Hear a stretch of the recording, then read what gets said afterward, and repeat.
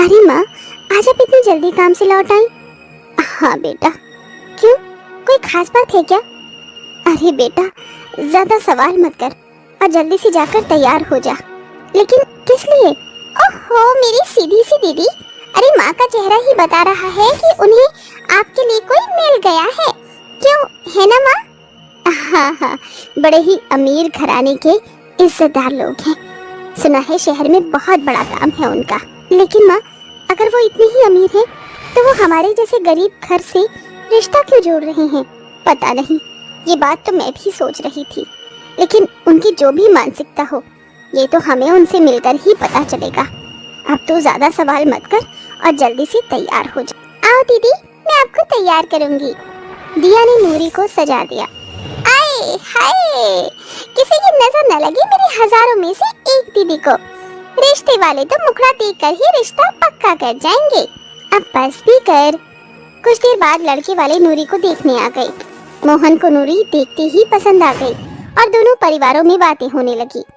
माफ कीजिएगा, लेकिन आप इतने बड़े लोग हमारी बेटी से? बहन, अच्छा सवाल किया।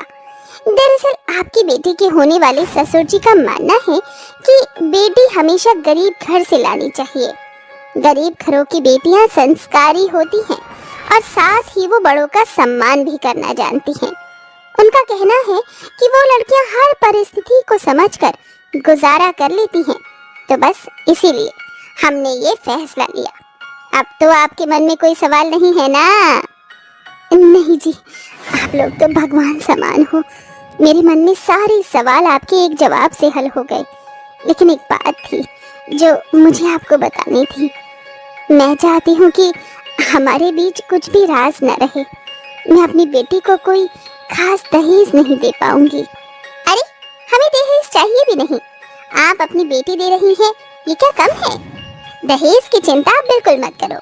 जो चीज आप अपनी बेटी को खुशी से देना चाहो वो दे देना। हमारी तरफ से कोई जोर जबरदस्ती नहीं है। ये सारी बातें सुनकर सीता की आंखों में आंसू आ गए।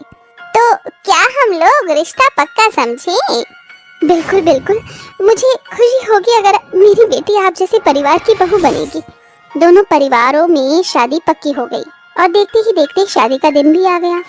सीता के पास अपनी बेटी को देने को ढेरों दहेज तो नहीं था, लेकिन उसने पैसे जोड़कर अपनी बेटी के लिए एक डोली मंगवाई थी, जिसे उसने घर के आंगन में रखा हुआ था। मेरी बच्ची, जितना मुझसे बन पड़ा मैंने किया। बस तू अपनी ससुराल में खुश रहना। एक तरफ सीता तैयारियां देख रही थी, तो वहीं दूसरी तरफ, दीदी आज आप मुझे छोड़कर चली जाओगी? अरे पगली, तो तू इतनी उदास क्यों है? दीदी, मुझे आपकी बहुत याद आएगी। तभी कमरे में सीता आ गई। लेकिन एक दिन तो ये होना ही था। अब तो अपनी बहन की शादी पर ज्यादा दुखी मत हो। एक दिन तुझे भी ऐसे ही दुल्हन बनकर अपनी ससुराल जाना है। मैं आपको छोड़कर कहीं नहीं जाऊंगी। अभी उन तीनों माँ बेटी की ये बातें हो ही रही थी कि तभी जोरों से बारिश शुरू हो गई। अरे नहीं, कितनी तेज बारिश आ रही है। माँ, 3-4 दिन से रोज ही बहुत तेज तेज बारिश हो रही है। सुना है पास वाली झील की तो नदी भर जाने की वजह से वहाँ बाढ़ आ गई है। मुझे डर है कहीं। चुप कर, ऐसे अनाप शनाप शब्द भी मुंह से मत निकाल। मुझे यकीन है कि बारिश रुक जाएगी। बहुत देर हो गई, लेकिन बारिश नहीं थमी। धीरे धीरे उस गांव के पास भी नदी भरने लगी और गांव में बाढ़ आ गई। बाढ़ की वजह से लोगों के घर आधे आधे डूबने लगे। अभी पानी सीता के घर तक नहीं पहुंचा था। एक आदमी बाहर से भागता हुआ सीता के पास आया। सीता बहन, अरे सीता बहन, जल्दी से किसी ऊंची जगह पर चलो। गांव में बाढ़ आ रही है, पानी का बहाव तेज है। पानी बस कुछ ही मिनटों में आपके घर तक भी पहुंचता ही होगा। क्या? लेकिन अरे जल्दी करो। वो आदमी उन तीनों को भागकर एक ऊंची जगह पर ले जाने लगा। सुनिए, हमारे घर में मेरी माँ के जोड़े हुए पैसों से मंगाई गई बस एक ही चीज, मेरी डोली है। उसे ले चलिए, वरना वो बह जाएगी। अरे अभी जान प्यारी है या डोली? जल्दी यहाँ से भागो वरना हम भी डूब जाएंगे। ये सही कह रहे हैं बेटा, अभी यहाँ से भाग। पूरा परिवार तेजी से भाग गया। बारिश बहुत ही तेज थी, बाढ़ का पानी भी बढ़ता ही जा रहा था।